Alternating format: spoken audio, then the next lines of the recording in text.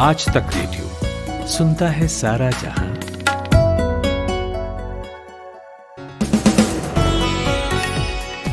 नमस्कार, 21 अप्रैल है आज, दिन है बुधवार और मैं अमन गुप्ता लेकर आ गया हूं शाम का खबरनामा दिन भर। चलिए बताते हैं आज किन खबरों पर बात की जाएगी। तो महामारी के इस माहौल में देश में ऑक्सीजन की भारी कमी है। लोग दम तोड़ रहे हैं। सभी राज्यों में कमोबेश स्थिति एक सी है। जानेंगे दिल्ली में अभी कितनी क्षमता बची है ऑक्सीजन सपोर्ट देने की और आगे इसकी व्यवस्था कैसे की जाएगी। उधर नासिक के अस्पताल में ऑक्सीजन का टैंक लीक होने से 22 लोगों की मौत हो गई है। तो ये घटना कैसे हुई आखिर, ये भी जानेंगे। और देश में जब ऑक्सीजन को लेकर मारामारी है तब सरकार ने ऑक्सीजन का एक्सपोर्ट बढ़ा दिया है। तो ऐसे में सरकार किन सवालों पर घिर रही है और क्या देश में हमारी ज़रूरत के मुताबिक अभी ऑक्सीजन के प्रोडक्शन की क्षमता है। पटना के NMCH हॉस्पिटल के बाहर क्या हालात हैं, यहाँ ग्राउंड से कुछ आवाज़ें सुनवाएंगे। इसके बाद जानेंगे कि अगर आपको कोरोना के लक्षण हैं तो कैसे घर में रहकर आप खुद को सुरक्षित और स्वस्थ रख सकते हैं और ऑक्सीजन कंसंट्रेटर का इस्तेमाल कैसे किया जाए, क्योंकि ऑक्सीजन की कमी के बीच इसकी चर्चा बहुत बढ़ गई है। और चर्चा इस बात पर भी है कि सीरम इंस्टीट्यूट ने केंद्र और राज्य सरकारों के लिए वैक्सीन का दाम अलग अलग क्यों रखा है, इसके पीछे क्या वजह है। आखिर में एक उम्मीदों वाली कहानी सुनेंगे उम्मीदों के रोशनदान में। लेकिन अभी हेडलाइंस का वक्त है। लेकर आए हैं जमशेद कमर सिद्दीकी।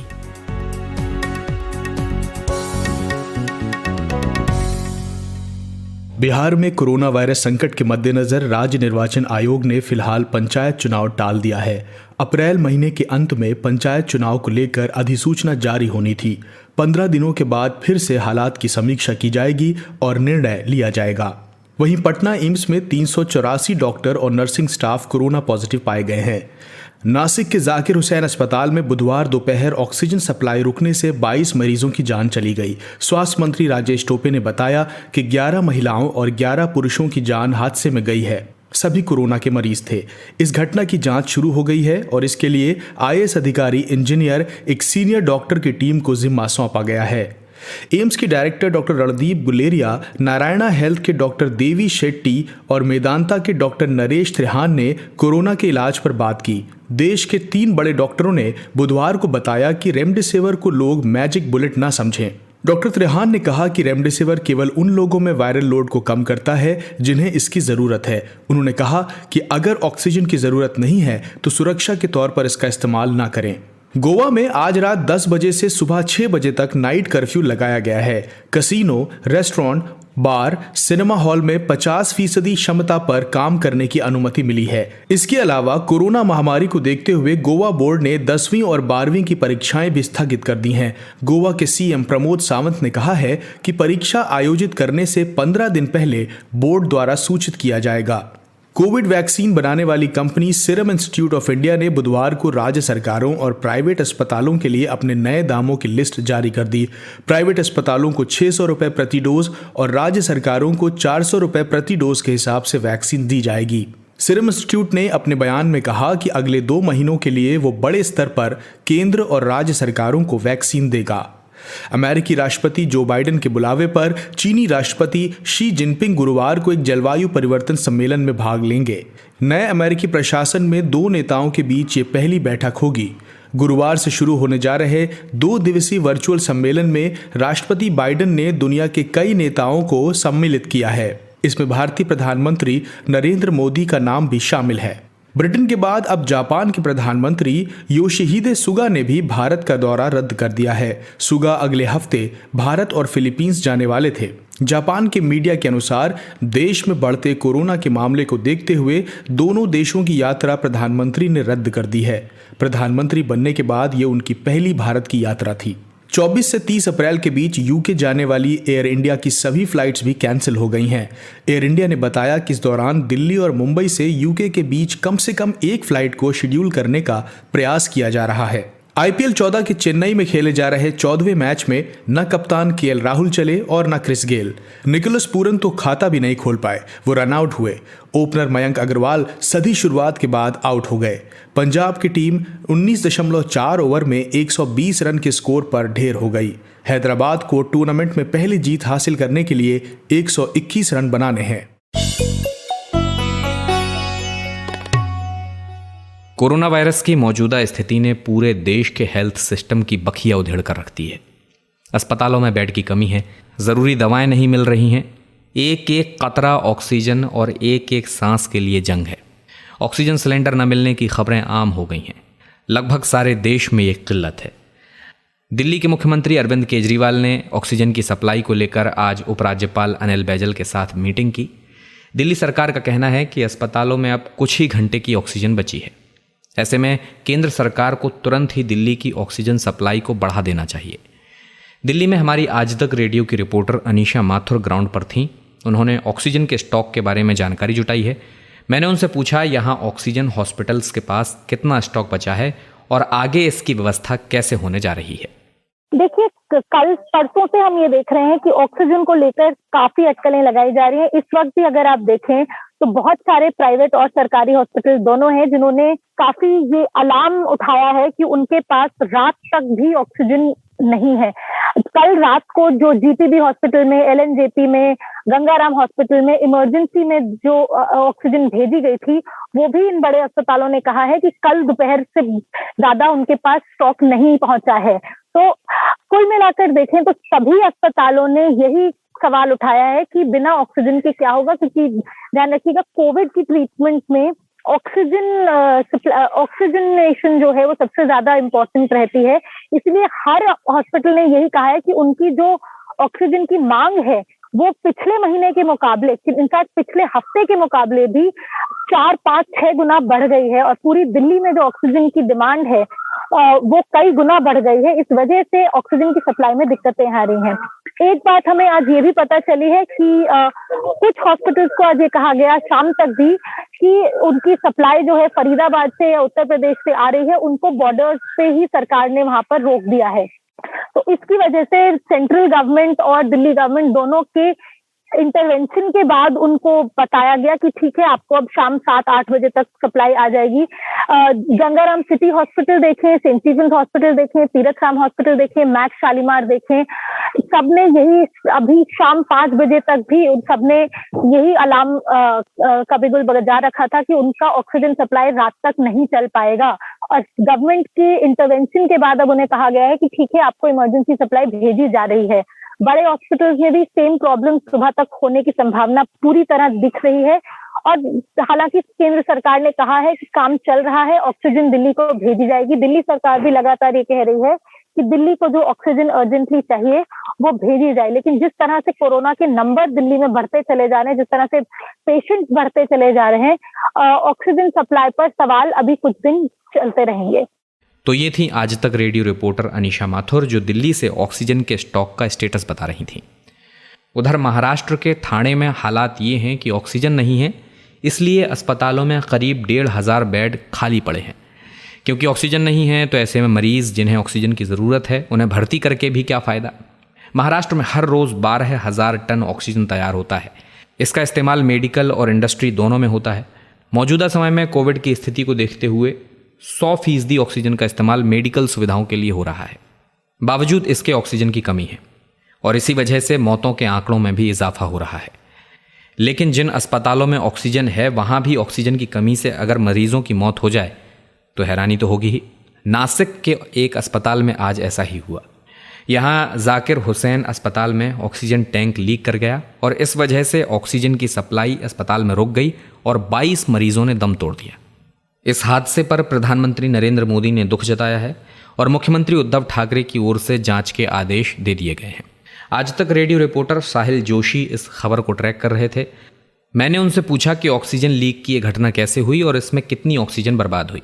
देखिए, ऑक्सीजन कितनी बर्बाद हुई ये तो काउंट करना पॉसिबल नहीं होगा। ये 13,000 लीटर का एक टैंक था जो जाहिर सी बात है कि अभी ऑक्सीजन की कमी और बाकी सारी चीजों को देखते हुए नासिक महानगर पालिका म्युनिसिपल कॉर्पोरेशन का ये हॉस्पिटल था और उन्होंने यहाँ पर ऑक्सीजन की सप्लाई को कंटिन्यू रखने के लिए वहां पर ये 13,000 लीटर का एक टैंक बनाया हुआ था, जहां पर रोज ऑक्सीजन भरा जाता था और उसके जरिए हॉस्पिटल में सप्लाई किया जाता था। अब ये म्युनिसिपैलिटी का हॉस्पिटल है तो जाहिर सी बात है कि जनरल हॉस्पिटल था, लेकिन कोविड की वजह से ये कोविड हॉस्पिटल में तब्दील किया गया था और यहाँ पर 157 पेशेंट थे। हुआ ये कि आज की ये घटना है, तो सुबह 10 बजे के करीब की बात है कि 131 ये 157 में से ऑक्सीजन पे थे। मतलब आप समझिए कितने लोगों को ऑक्सीजन दिया जा रहा था। 131 जो पेशेंट्स हैं वो ऑक्सीजन पे थे, उसमें से 15 वेंटिलेटर पे लगाए गए थे और ये पूरे 157 में से 63 पेशेंट जो है वो क्रिटिकल अवस्था में थे, यानी उनका जो ऑक्सीजन सप्लाई है वो बहुत जरूरी था उनके लिए। अब ये जो टैंक है 12:30 बजे के करीब इसका जो थ्रॉटल होता है, जो कॉक होता है, वो टूट गया किसी वजह से और उसके बाद यहाँ पर लीकेज शुरू हुई। मतलब अचानक वो टैंक से ऑक्सीजन निकलकर बाहर आना शुरू हो गया बड़े पैमाने पर। तस्वीरों में भी आपने देखा होगा जो अलग अलग चैनल्स पे चली है, आज तक पे भी वो तस्वीरें चली है कि ऑक्सीजन बाहर निकल रहा है, वहां से धुआं निकल रहा है, उस तरीके से दिख रहा था सफेद कलर का। उसके बाद वहां पर वो मेंटेनेंस के जो कर्मचारी थे, क्योंकि एक प्राइवेट कंपनी ने ये ऑक्सीजन बनाया था, तो वो वहां पर थे ही, तो उन्होंने उसको ठीक करने की कोशिश की। कम से कम 1 घंटा उसमें चला गया, लेकिन जो प्रेशर कम हो गया, जो ऑक्सीजन सप्लाई का जो प्रेशर मेंटेन करना पड़ता है, वो कम होने की वजह से 22 लोगों की मौत हो गई। उसमें वेंटिलेटर पे जो पेशेंट थे वो भी, और जो ऑक्सीजन पे पेशेंट थे वो भी उसमें शामिल थे। कुल 11 उसमें पुरुष हैं और 11 महिलाएं उसमें जिनका मृत्यु हुआ है इसके वजह से। अच्छा साहिल, चूंकि ये घटना हुई है तो इसे लेकर क्या राज्य में कोई सियासी छींटाकशी भी हो रही है? देखिए, ऐसा है कि ये बड़ी पिक्यूलियर सिचुएशन है। नासिक महानगर पालिका जो है वो भारतीय जनता पार्टी के कब्जे में है। मतलब भारतीय जनता पार्टी का राज है नासिक महानगर पालिका पर, मेयर और ये सारे लोग उनके हैं। तो इसका ये देखते हुए तुरंत ही कांग्रेस ने हमला बोल दिया उसमें कि इसकी जांच होनी चाहिए वगैरह। वैसे भी ऐसी घटनाओं की जांच तो होती ही है, कोई ऐसा नहीं करता है कि उसकी जांच नहीं कर सकता, तो उसकी जांच तो होनी है। 5 लाख रुपए जो मृतक है उनके रिश्तेदारों को देने की घोषणा भी सरकार ने की है। दूसरी तरफ भारतीय जनता पार्टी की तरफ से किरीट सोमैया जैसे नेता है, उन्होंने कहा है कि ये ठाकरे सरकार के अधिकारियों की अनदेखी हुई है, उसके वजह से इस तरीके की घटना हुई है। तो ये रेगुलर पॉलिटिक्स जो होता है वो हो ही रहा है, लेकिन आमतौर पर मैंने देखा कि जो लीडर ऑफ अपोजिशन है देवेंद्र फडणवीस या बाकी जो सरकार के मंत्री हैं, उनकी रिएक्शंस काफी मैच्योर्ड हम कह सकते हैं। किसी पर आरोप प्रत्यारोप नहीं है, लेकिन जो हुआ है वो दोबारा कहीं पर ना हो, क्योंकि अगर एक घटना में ये हो सकता है तो दूसरी जगह पर भी हो सकता है। तो कितना इम्पोर्टेंट है ये बात सरकार को और सभी को समझ में आ गई है। तो उसके मद्देनजर क्या करना चाहिए उस पर विचार चल रहा है। ये थे आज तक रेडियो रिपोर्टर साहिल जोशी। तो हम लोग रेमडेसिविर और वैक्सीन की कमी पर ही सवाल करते थे, लेकिन अब सरकारों से ये पूछा जा रहा है कि साल भर तक कैसी तैयारी रही कि ऑक्सीजन नहीं मिल पा रही। इस बीच ऑक्सीजन एक्सपोर्ट के आंकड़े भी सामने आए हैं। इसके बाद सरकार और बुरी तरह से घिर गई है। हमारे सहयोगी नितिन ठाकुर ऑक्सीजन से जुड़े ये आंकड़े इकट्ठे कर रहे थे। मैंने उन्हीं से पूछा कि ये क्या नंबर्स हैं जो सरकार को असहज कर रहे हैं, लेकिन पहले कांग्रेस महासचिव प्रियंका गांधी ने इस मुद्दे पर क्या कहा है वो आपको सुनवाते हैं। हमने ठीक तरह से प्रिपरेशन किया होता, अगर हमने तैयारी की होती तो फर्स्ट वेव और सेकेंड वेव के बीच में हमारे पास कई महीने थे कि हम इसके लिए हम तैयारी कर सकते थे। कैसे? हमारा देश जो है ऑक्सीजन का सबसे बड़ा मैन्युफैक्चरर है। फिर ऑक्सीजन की कमी क्यों हो रही है? क्योंकि उसको ट्रांसपोर्ट करने के माध्यम, उसको ट्रांसपोर्ट करने की सुविधा नहीं बनाई गई है। आपके पास 8-9 महीने थे, आपको मालूम था, आपके अपने सीरो सर्वेज कह रहे थे कि एक सेकंड वेव आने वाली है, आपने उसको इग्नोर किया। तो ये थी प्रियंका गांधी। और अब बात करते हैं नितिन से। नितिन बताइए, ऑक्सीजन की कमी तो है ही, लेकिन कौन से सवाल सरकार को परेशान कर रहे हैं?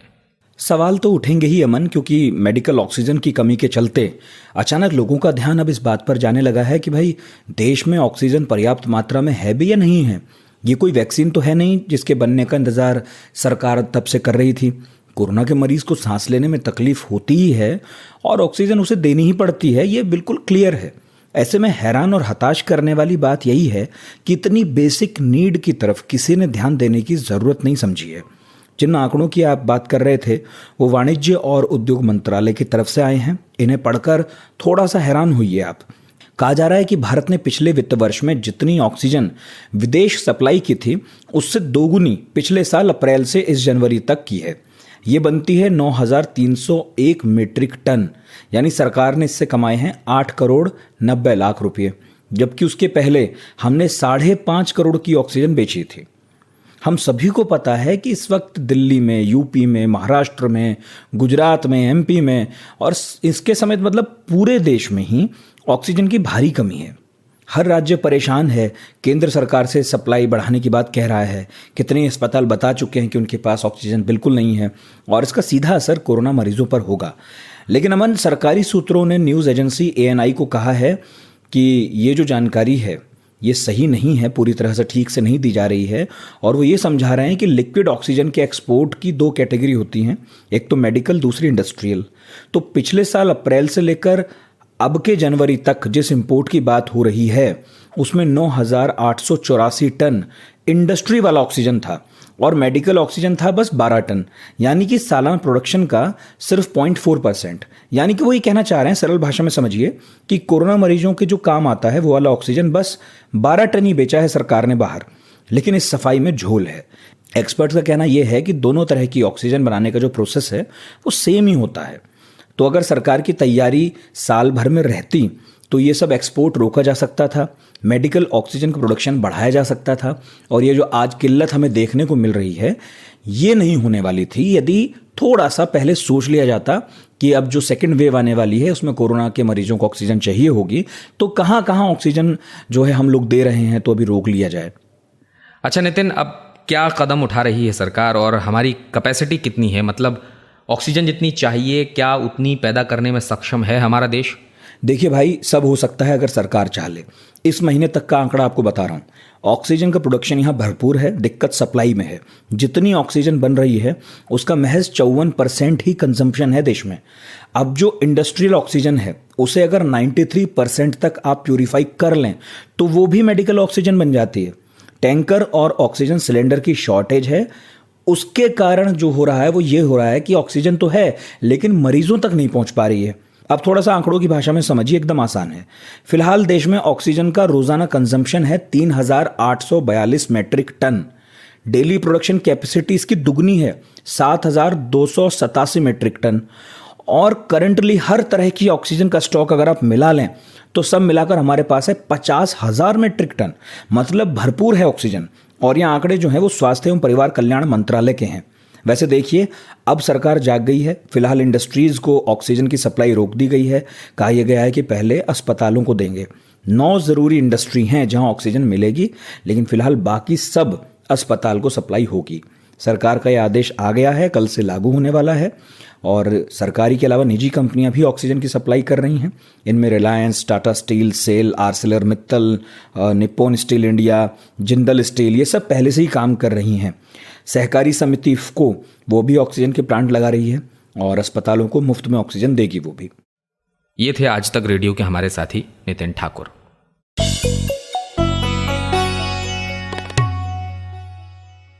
और बेड, दवाओं और ऑक्सीजन की किल्लत के बीच अस्पतालों के बाहर मंजर दर्दनाक है। हमारे रिपोर्टर विकास कुमार पटना में मौजूद हैं और वहां नंदलाल मेडिकल कॉलेज और हॉस्पिटल के बाहर से उन्होंने ये रिपोर्ट भेजी है, सुनिए। इस वक्त मैं बिहार की राजधानी पटना के सबसे बड़े अस्पताल NMCH के बीचों बीच खड़ा हूँ। ये वो अस्पताल है जिसे बिहार सरकार ने कोरोना का इलाज करने के लिए रिजर्व किया है। आप मानिए कि ये कोरोना अस्पताल है। यहाँ की स्थिति जो मैं देख रहा हूँ मैं आपको बताने की कोशिश करता हूँ। मेरे सामने 3 गाड़ियाँ खड़ी हैं, तीनों प्राइवेट गाड़ियाँ हैं और तीनों में एक एक कोरोना के मरीज़ हैं। सामने गेट पे गार्ड्स खड़े हैं, प्राइवेट गार्ड, और मरीजों के साथ आए लोग उनको भर्ती लेवाने के लिए उनसे हिल्लल हुजाई कर रहे हैं, लड़ झगड़ रहे हैं। और जो मरीज़ हैं वो इसी तरीके से गाड़ियों में पड़े हैं। अभी हमारे सामने एक मरीज़ जिनके मुंह पे चादर डाल दिया है उनके परिवार के लोगों ने, क्योंकि वो 3 घंटे से यहाँ खड़े थे, किसी ने देखा नहीं और आखिरकार उनकी मौत हो गई। उनकी सांसें थम गई हैं। उनकी पत्नी उनके बगल में बैठी हैं, रो रही हैं। उनके बेटे से हमारी बातचीत हुई, पूरी नाराज़गी से सिर्फ उन्होंने एक शब्द कहा, गुजर गए पिताजी, गुजर गए। क्या नाम है इनका मरीज का? मरीज का नाम बद्री प्रसाद है। कौन है आपके? मेरे फादर है। अच्छा, और कितनी उम्र होगी इनकी? 65-67 होगी। 65-67। कहाँ के रहने वाले हैं आप लोग? ये रामजी बाटागंज के रहने वाले। बाटागंज। कितने देर से यहाँ पे थे? यहाँ से हम 4 घंटा से। और अभी तक किसी ने देखा नहीं? देखने नहीं। और अभी क्या स्थिति है पिताजी की? डेट कर गया। ये स्थिति है इस वक्त, और ये बिहार की राजधानी की स्थिति है। इस अस्पताल में बिहार के मुख्यमंत्री नीतीश कुमार कई बार आ चुके हैं। कोरोना के मामले बढ़ने के बाद स्वास्थ्य मंत्री मंगल पांडे आ चुके हैं, और वहाँ पर जो लापरवाही का मंजर है वो शायद मैं हूबहू आपको शब्दों में नहीं बता पा रहा हूँ, क्योंकि उसके लिए शब्द हैं ही नहीं। अभी थोड़ी देर पहले जब गार्ड से मरीज़ के साथ आए लोगों ने ये कहा कि हमारे परिवार के लोगों को अंदर लीजिए, भर्ती कीजिए, तो उन्होंने कहा कि अभी वार्ड बॉय जो है उसके ड्यूटी बदलने का समय है, तो वो है नहीं, तो उसके आने के बाद हम लेंगे। तो इस तरीके से हमारी आंखों के सामने अस्पताल के गेट पे, इमरजेंसी वार्ड के गेट पे एक मरीज़ जो अभी उनकी मौत हुई है, उनके मुंह पे उनके परिवार के लोगों ने चादर डाल दिया है। वो अपनी गाड़ी में पड़े हैं, उनकी पत्नी उनके पैरों के पास बैठी रो रही है, और उनके लड़के जो हैं वो आंखें लाल करके इधर से उधर घूम रहे हैं। उनके गुस्से का सामना करने की हिम्मत मुझ में नहीं है जब मैं उनके सामने गया था। बिहार की राजधानी पटना में स्थित NMCH जो कि कोरोना अस्पताल है, से मैं विकास कुमार, आज तक रेडियो के लिए। तो ये थे आज तक रेडियो रिपोर्टर विकास कुमार, जो पटना में मौजूद हैं और कोरोना कवरेज में लगे हुए हैं। अच्छा, इस माहौल में जो परिस्थितियां बनी हैं वो परेशान तो करती ही हैं। ये हालात जानकर ना तो आपको अच्छा लगता होगा और ना बताते हुए हमें अच्छा लगता है। सावधानी एकमात्र उपाय है, लेकिन हाँ, हम आपकी ये जानने में भी मदद कर सकते हैं कि कोई होम आइसोलेशन में है, किसी को माइल्ड, मॉडरेट या सीवियर कोविड सिम्टम्स हैं, तो ऐसे में वो खुद का ध्यान कैसे रखे, क्या करे क्या ना करे। तो ऐसे ही कुछ टिप्स मैंने पूछे डॉक्टर नीरज गुप्ता से, जो दिल्ली के सर गंगाराम अस्पताल में कंसल्टेंट रेस्पिरेटरी पीडियाट्रिशियन हैं, एलर्जी स्पेशलिस्ट भी हैं और अस्थमा के मरीज भी देखते हैं। देखिए, पहली बात तो समझना जरूरी है कि माइल्ड, मॉडरेट या सीवियर होता क्या है। ये तो मिनिस्ट्री की गाइडलाइंस में भी साफ साफ लिखा गया है कि ऑक्सीजन सैचुरेशन के ऊपर डिपेंडेंट होता है कैटेगराइजेशन। इसका मतलब यह है कि अगर किसी व्यक्ति की ऑक्सीजन सैचुरेशन 95 और 100 के बीच में है, 95 से ऊपर है, तो उसको माइल्ड कहते हैं। जिसकी 90 to 94 होती है उसको मॉडरेट कहते हैं, और जो 90 से नीचे होती है उसको सीवियर कहते हैं। और इन्हीं तीनों के लिए 3 डिफरेंट किस्म की हेल्थ केयर फैसिलिटी की भी रचना की गई है। जो माइल्ड है यानी कि 95 से ऊपर है, उनको घर में रहने के लिए सलाह दी जाती है, उनको ऑक्सीजन की आवश्यकता नहीं होती है, उनको अपनी जो कोविड के लिए दवाइयां उनको बताई गई हैं वही दवाई लेनी होती है। सबसे इम्पोर्टेंट बात यह है कि उनको रेस्ट करना होता है, हाइड्रेशन अपना अच्छा रखना होता है, और हाई प्रोटीन डाइट खानी होती है। ये 3 चीजें बहुत आवश्यक हैं। चौथा ये कि उनको वार्निंग सिग्नल्स बताए जाते हैं, जैसे कि अगर कभी अचानक उनको सांस फूलने लगे, बहुत तेज खांसी होने लगे, या जब चलते हैं और चलते समय अगर उनकी सैचुरेशन 4% के लगभग गिर जाए, यानी कि 95 से 91 करीब आने लगती है और फिर वापस 95 आ जाती है, तो ये सूचक है कि उनको ऑक्सीजन की आवश्यकता पड़ सकती है या ये मॉडरेट डिसीज में कन्वर्ट हो सकते हैं। उस समय इनको डॉक्टरी सलाह के अनुसार किसी कोविड हेल्थ सेंटर में जाना होता है, जहाँ पे उनको ऑक्सीजन मिल सकती है। बाकी अपना ध्यान रखें, आइसोलेशन में रखें, और जो कोविड अप्रोप्रिएट बिहेवियर इसको कहा जाता है उसका पूरा पालन करें। इम्पॉर्टेंट बात फिर भी मैं एम्फसाइज करना चाहूँगा कि रेस्ट बहुत ज़रूरी है, उनके लिए हाइड्रेशन बहुत ज़रूरी है, और इनके लिए ज़रूरी है कि वो अपना हाई प्रोटीन डाइट खाएं ताकि उनका शरीर में इम्यून ताकत बनी रहे। और जो मॉडरेट बीमारी वाले होते हैं उनको ऑक्सीजन की आवश्यकता होती है, वो कोविड हेल्थ सेंटर में जाएं। जो माइल्ड वाले जो व्यक्ति हैं, जिनकी ऑक्सीजन सैचुरेशन जो लोग 95-96 के बीच में रहती है, उनको एक एडवाइस हम और देते हैं कि वो दिन में 10-15 मिनट 20 मिनट के लिए कम से कम प्रोन पोजीशन में लेटें, और अगर जितना देर अगर आप लेट सकते हैं, मतलब पेट के बल सोएं, जितना सो सकते हैं वो उतना ही उनके लिए अच्छा होता है, और ऑक्सीजन उससे ज़्यादा बढ़ी हुई रहती है। जहाँ तक माइल्ड का संबंध था, ये तो उसके विषय में रहा।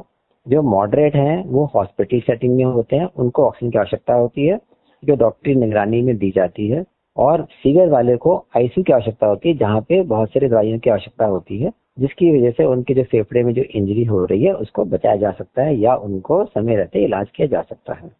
अच्छा डॉक्टर नीरज, चूंकि इस वक्त ऑक्सीजन की बड़ी कमी है, तो कुछ कोविड पेशेंट्स को ऑक्सीजन कंसंट्रेटर इस्तेमाल करने की भी सलाह मिल रही है।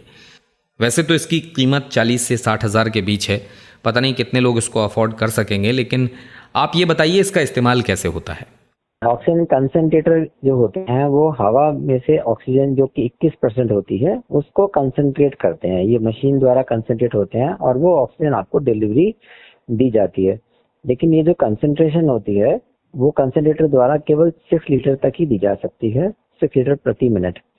और ये जो होती है ऑक्सीजन वो भी 100% प्योर नहीं रहती है, ये लगभग 92% प्योर होती है। इसका मतलब ये हुआ कि अगर कोई 6 लीटर ले रहा है तो इफेक्टिवली वो 5 लीटर ही शायद जा रही होती है। और चूंकि ये इलेक्ट्रिसिटी कंज्यूम करती है, कंटिन्यूसली लेनी होती है, तो जो व्यक्ति जहाँ पे अगर बिजली नहीं है तो वहाँ भी ये शायद दिक्कत कर सकती है। हम नॉर्मली ऑक्सीजन कंसंट्रेटर उन व्यक्तियों को रेस्पिरेटरी के उन व्यक्तियों को बताते हैं जिनको कि सांस के रोगों की बीमारी की वजह से 24 घंटे की ऑक्सीजन की आवश्यकता होती है, जैसे कि सीओपीडी के पेशेंट होते हैं या आईएलडी वगैरह के होते हैं। आजकल जो कोविड का जो संक्रमण चल रहा है उसमें जिन व्यक्तियों को ऑक्सीजन की आवश्यकता होती है उनको हम यही एडवाइस करते हैं कि वो हेल्थ सेंटर में अपना इलाज करवाएं। घर पे ऑक्सीजन लेकर के वो निश्चिंत ना हो कि अब वो सब कुछ ठीक हो रहा है। ये केवल एक इमरजेंसी मेजर की तरह किया जा सकता है कि अगर जब तक आप हॉस्पिटल नहीं पहुंच जाते हैं या आपको बेड नहीं मिल जाता है तब तक के लिए तो ये मैं मानता हूं कि ऑक्सीजन कंसंट्रेटर द्वारा आप ऑक्सीजन ले सकते हैं। किंतु ये एक वैसा इलाज नहीं है कि आप लेने के बाद निश्चिंत हो जाए कि अब हम बिल्कुल ठीक हैं। मेरी समझ से ऑक्सीजन एक दवा है और जो डॉक्टर की सलाह द्वारा डॉक्टर की निगरानी में ही लेनी चाहिए। ये थे सर गंगाराम अस्पताल के डॉक्टर नीरज गुप्ता। और अब बात करते हैं वैक्सीन की प्राइसिंग की। 1 मई से देश में 18 से ज़्यादा उम्र के लोगों के लिए वैक्सीनेशन ड्राइव शुरू होने जा रहा है और आज कोविशील्ड वैक्सीन की प्राइसिंग पर कुछ तस्वीर साफ हुई है। कोविशील्ड को सबसे बड़ी वैक्सीन निर्माता company serum institute of India बनाती है और आज उसने बताया कि वो राज्य सरकारों को 400 रुपये और प्राइवेट प्लेयर्स को यानी निजी कंपनियों को 600 रुपये में 1 डोज वैक्सीन बेचेगी। इसका मतलब आपके और हमारे लिए क्या है? क्या ये दाम आम लोगों के लिए वैक्सीन का दाम होगा? वैक्सीन तो सरकार जब मुफ्त में लगा रही थी तो फिर इस कीमत का क्या मतलब है? ये सारे सवाल फिर से हवा में तैरने लगे हैं और इन पर बात करने के लिए हमारे साथ हैं आज तक रेडियो के हमारे साथी कुलदीप मिश्र। तो कुलदीप, क्या जानते हैं हम कोविशील्ड प्राइसिंग के बारे में? आज जो मालूम हुआ इसका मतलब क्या है? देखिए अमन, कुछ बातें हैं जो अभी साफ नहीं हुई हैं, लेकिन ये साफ हुआ आज कि एक थोक निर्माता, मतलब मैं वैक्सीन मैन्युफैक्चरर कंपनी की बात कर रहा हूँ, एक थोक निर्माता केंद्र सरकार, राज्य सरकारों और प्राइवेट हॉस्पिटल्स को कितने में वैक्सीन बेचेगा, किस दाम में, और वो आप तक कितने में पहुंचेगी ये भी साफ नहीं है, ये डिपेंड करेगा। अब सवाल ये है कि एज अ वेलफेयर स्टेट आपको सभी लोगों तक फ्री में वैक्सीन पहुंचानी चाहिए। दुनिया के ज़्यादातर देश अपने नागरिकों को फ्री वैक्सीन ही दे रहे हैं, America, Britain, China, Germany, France, ये सारे देश। पर आपको वैक्सीन मुफ्त में मिलेगी या आप उसके लिए पैसा देना तय करते हैं, ये इस बात पर डिपेंड करेगा कि आप किस दुकान से उसे ख़रीद रहे हैं। मैं सिर्फ समझाने के लिए दुकान शब्द का इस्तेमाल कर रहा हूँ, आप इसे सरकारों और प्राइवेट प्लेयर्स के रूप में समझिए। ये अब साफ है कि 2 दिन पहले जो केंद्र सरकार का फैसला आया था कि आने वाले समय में इस देश में 3 जगहों से वैक्सीन लगाई जाएगी, 3 प्लेयर्स होंगे वैक्सीन लगाने वाले। एक केंद्र सरकार का वैक्सीनेशन प्रोग्राम होगा जो अभी तक सब्सिडाइज्ड रहा है, मुफ्त में रहा है, और एक राज्य सरकार का होगा जो भी सब्सिडाइज्ड होना चाहिए, कहीं पूरा कहीं थोड़ा। उत्तर प्रदेश सरकार ने कह ही दिया है कि वो मुफ्त में सबको लगाएंगे। और तीसरा हिस्सा प्राइवेट प्लेयर्स खरीदेंगे, जहां वो जो फाइनेंशियली सक्षम लोग हैं, जो ज़्यादा पैसा चुका सकते हैं, वो वैक्सीनेट करवा सकेंगे खुद को। तो अब तीनों के लिए उनको अलग अलग दाम पर वैक्सीन मिलेगी। तो इससे एक तरह का एक प्राइसिंग वॉर, एक किस्म का मार्केट वॉर शुरू होने के आसार हैं। पहले प्राइवेट प्लेयर्स की बात कर लेते हैं, फिर केंद्र और राज्य की आगे बात करेंगे। प्राइवेट प्लेयर्स को ये वैक्सीन 600 रुपये में मिलेगी, यानी प्राइवेट हॉस्पिटल्स को। और ये हॉस्पिटल्स अपना वैक्सीन लगाने का चार्ज जोड़कर आपसे पैसा लेंगे, जाहिर है। और वो चार्ज कितना होगा, इसकी कोई कैपिंग होगी या नहीं, ये अभी साफ नहीं है। पर अगर अभी अंदाज़ा लगाया जाए तो वो 600 रुपये में ख़रीद रहे हैं तो 800-900 रुपये में हो सकता है कि आपको दें।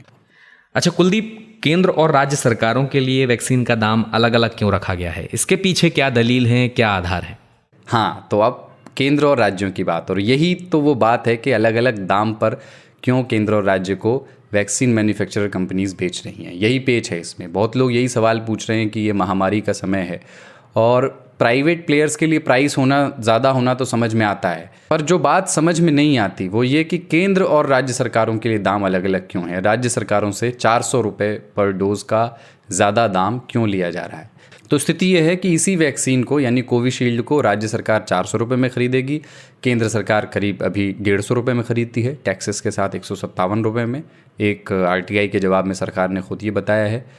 अब हर प्लेयर के लिए वैक्सीन का दाम अलग होने से होगा क्या? राज्यों पर बोझ बढ़ जाएगा, उनकी परचेजिंग पावर सीमित हो जाएगी, लाखों करोड़ रुपए उन्हें राज्यों को खर्च करने होंगे। तो अगर कोई राज्य अपने नागरिकों को मुफ्त में वैक्सीन देना चाहता है तो उसे 400 रुपये प्लस टैक्सेस का नुकसान एक डोज पर उठाना होगा, जबकि इसी काम के लिए केंद्र सिर्फ 157 रुपये का नुकसान उठाता है। तो लोग कह रहे हैं कि भाई अगर आपको ये मेक श्योर करना था कि कोई राज्य अपनी ज़रूरत से ज़्यादा वैक्सीन ना खरीद के रख ले, तो एक कोटा तो आपने पहले ही तय कर रखा है, आप उस कोटा में थोड़ा और प्रोविज़न कर सकते थे। अभी भी 50% के अंदर ही स्टेट्स और प्राइवेट प्लेयर्स खरीद पाएंगे, उससे ज़्यादा नहीं खरीद पाएंगे जो जितनी वैक्सीन बनेंगी। तो फिर ये डिफरेंट प्राइसिंग क्या प्राइस कंट्रोल की एक टैक्टिक्स है? बहुत सारे लोग इसको कॉन्स्टिट्यूशनल वैल्यूज़ और उस धरातल पर भी जाकर के देख रहे हैं कि क्या ये फेडरल डेमोक्रेसी के लिहाज से अनफेयर है कि फेडरल कोऑपरेशन के बजाय सरकार जो है फेडरल कॉम्पिटिटिवनेस को इजाफा दे रही है। इस तरह के सवाल उठ रहे हैं। और अभी तो ये भी स्पष्ट नहीं है कि हर राज्य वैक्सीन पर 100% सब्सिडी देगा या नहीं, ज़रूरी नहीं है। अभी उत्तर प्रदेश सरकार की तरह सारी सरकारें मुफ्त में वैक्सीनेट करने का फैसला लें। जो सरकारें ऑलरेडी बजट की कमी से जूझ रही हैं वो हो सकता है इस भारी भरकम खर्च को उठाने से मना कर दें, मना ना उठा पाएँ। हो सकता है कई प्रदेश सरकारें कहें कि भाई हम तो 50% सब्सिडी का खर्च ही उठा पाएंगे, तो जो 400 रुपये का दाम है तो उसमें से 200 रुपये तो लोगों को अपनी जेब से देना पड़ेगा। ये अभी स्थिति अलग अलग राज्यों पर निर्भर करेगी और आने वाले दिनों में साफ हो जाएगी। पर इससे ये आशंका बनती है कि हो सकता है कि लोगों को वैक्सीन के लिए अगर वो राज्य सरकारों के ज़रिए वैक्सीन लगाते हैं तो कुछ दाम देना पड़े। लाखों परिवार हैं ऐसे में हमारे यहाँ जो BPL के नीचे हैं, जिनके लिए 200 भी एक बड़ा अमाउंट है। दूसरा ये भी कि अगर थोड़ा भी प्राइस रहेगा तो भी बहुत सारे एक्सपर्ट्स ये मानते हैं कि जो वैक्सीन हेजिटेंसी है, वैक्सीन को लेकर हिचक है, वो बनी रहेगी। और पैसा अगर राज्य सरकार का ज़्यादा जाना है तो वो भी पैसा कोई आसमान से तो आया नहीं, वो जनता का ही पैसा है, हमारी आपकी जेब से ही जाना है, हमारे ही टैक्सेस हैं। बेहतर स्ट्रेटजी कई एक्सपर्ट्स ये लिख रहे हैं कि शायद ये होती कि अगर केंद्र एक रेगुलेटेड प्राइस पर सारी वैक्सीन्स खरीदता, जो भी 150 से हो सकता है 200 रुपये दाम रख लिया जाता, और वो राज्यों को फ्री में सप्लाई करता डिस्ट्रीब्यूशन के लिए। वैक्सीनेशन का प्रोग्राम राज्यों के हाथों में होता, पर वैक्सीन्स को ख़रीदने का काम और उनको राज्यों को सप्लाई करने का काम केंद्र अगर अपने हाथ में रखता तो वो शायद एक बेहतर स्ट्रेटजी होती। ऐसा बहुत सारे एक्सपर्ट्स कह रहे हैं। क्या एक्चुअली होगा, कितने लोगों को वैक्सीन की थोड़ी बहुत ही सही कीमत चुकानी होगी, कितने लोगों को ये मुफ्त में मिलेगी, इस पर अभी एक लाइन में कुछ भी नहीं कहा जा सकता, लेकिन आशंकाओं के बादल अब इस पर छाने लगे हैं। ये थे आज तक रेडियो के हमारे साथी कुलदीप मिश्र।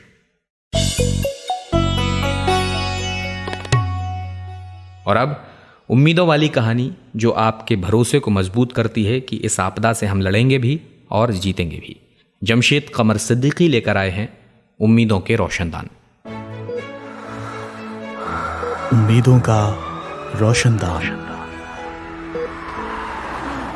आज की कहानी बहुत खास है। एक ऐसे दौर में जब शहर के शहर ऑक्सीजन की कमी से हाफ रहे हैं, दवाओं की कमी से देश में हाहाकार मचा हुआ है। लोग सोशल मीडिया पर एक दूसरे को सूचनाएं दे रहे हैं कि फला जगह पर अभी ऑक्सीजन मिल जाएगी, फला जगह पर रेमडेसिविर अवेलेबल है। लेकिन उन लोगों का क्या जो दृष्टिबाधित हैं, जो शारीरिक तौर पर अक्षम हैं, जो बोल नहीं सकते, सुन नहीं सकते? उनके लिए सूचनाएं कौन इकट्ठा कर रहा है? क्या कोई है जो उनकी मदद कर रहा है? इसका जवाब है राजीव रंजन। नोएडा के रहने वाले राजीव खुद दृष्टिबाधित हैं और ब्रेल लिपि के इंस्ट्रक्टर हैं। जब कोविड की दूसरी लहर के बाद देश में हालात खराब हुए और उन्होंने देखा कि लोग सोशल मीडिया पर एक दूसरे को सूचनाएं दे रहे हैं, मदद कर रहे हैं, तो उन्होंने फैसला किया कि वो शारीरिक या मानसिक तौर पर अक्षम लोगों की मदद करेंगे। राजीव ने सोशल मीडिया पर कई ग्रुप्स बनाए और लोगों को उन ग्रुप्स में जुड़ने के लिए कहा। राजीव पिछले 3 दिनों में सैकड़ों दिव्यांग लोगों की मदद कर चुके हैं। उन्होंने आज तक रेडियो से बात करते हुए कहा कि ये कारवां अभी चलता रहेगा। तो मैं सोशल मीडिया के माध्यम से विकलांगों को और जो लोग मदद कर रहे हैं कोरोना के खिलाफ जंग में, उनके लोगों को जो है मैं जोड़ने की कोशिश कर रहा हूँ। और जिन लोगों को ये नहीं पता कि हम लोग फोन कैसे चलाते हैं, तो मैं बताऊं कि एक ऐप होता है टॉकबैक हर स्मार्टफोन में। टॉकबैक के थ्रू जो है वो फेसबुक वगैरह सब रीड कर देता है, उसको स्क्रीन रीडिंग ऐप कहते हैं। तो उसके थ्रू हम लोग जो है एक दूसरे से जो है सूचनाओं का आदान प्रदान कर रहे हैं। ये जितने लोग हैं अपने हैं, अपनों के लिए काम करके, और जब कोई अपना ठीक होता है तो ऐसा लगता है कि सुकून, मतलब कोई लफ्ज नहीं रह जाता है फिर उसके बाद, क्योंकि काम जब आप अपनों के लिए करेंगे तो फिर वो घर का काम हो जाता है सर। बहुत मुबारकबाद आपको राजीव। सोशल मीडिया पर आपको तमाम लोग शुक्रिया कह रहे हैं। एक दिव्यांग महिला की बेटी ने आपके लिए थैंक यू नोट लिखा है। क्या उनकी आवश्यकता थी, उन्होंने क्या आपसे मदद मांगी थी, और ये भी बताइए कि इस महामारी के दौर में दिव्यांग लोग किस तरह की चुनौतियों से जूझ रहे हैं। लैब की जरूरत थी उनको, क्योंकि कोविड के लिए बोला है डॉक्टर ने टेस्ट कराने के लिए, तो अभी उनको कोई हॉस्पिटल ले जा रहे हैं, तो उनका भी काम हो गया है लगभग। और जिन जिन को जो है सूचनाओं की जरूरत हो रही है हम दे रहे हैं, और ऐसा नहीं है कि सिर्फ हम दृष्टिबाधितों के लिए कर रहे हैं, हम सारी disability, down syndrome, epilepsy, autism, ये हियरिंग इम्पेयर्ड और इंटेलेक्चुअली डिसेबल्ड और ऑटिज्म, और ये आपका सब कुछ। और मैं बताऊं आपको कि जैसे विजुअली इम्पेयर्ड को तो लोग रोड क्रॉस कराते हैं या कोई ऐसे अकेले जा रहा है या हॉस्पिटल में तो हाथ पकड़ के कराते, अब तो टच करना भी मुश्किल हो गया है लोगों को। तो समाज को भी जागरूक होना पड़ेगा, सरकार को भी जागरूक होना पड़ेगा, सबको जागरूक होना पड़ेगा इसको लेके। बिल्कुल सही कहा आपने राजीव, और हमसे बात करने के लिए आपका बहुत बहुत शुक्रिया। हम दुआ करते हैं कि आपकी ये कोशिश, ये कारवां यूं ही चलता रहे। एक शेर याद आ रहा है, किसका है पता नहीं, क्योंकि खोजने की कोशिश की तो मिला नहीं, कि शाखें रहीं तो फूल पत्ते भी आएंगे, ये दिन अगर बुरे हैं तो अच्छे भी आएंगे। इसी उम्मीद के साथ आपसे दिन भर में विदा लेता हूं। मेरा नाम अमन गुप्ता है। इस प्रोग्राम के लिए साउंड मिक्सिंग की हमारे साथी कपिल देव सिंह ने। अगर आपको हमारा ये प्रोग्राम पसंद आ रहा है तो आप हमें अपने फीडबैक ज़रूर भेजिए radio@aajtak.com पर। हमारे आज तक रेडियो के सभी प्रोग्राम्स आपको तमाम ऑडियो OTT प्लेटफॉर्म्स पर भी मिल जाएंगे। वहाँ पर आप इन प्रोग्राम्स को सब्सक्राइब कर सकते हैं। सब्सक्राइब करना इसलिए भी ज़रूरी है ताकि आपसे प्रोग्राम का कोई अपडेट छूटने ना पाए। फिलहाल इजाज़त चाहूँगा। नमस्कार।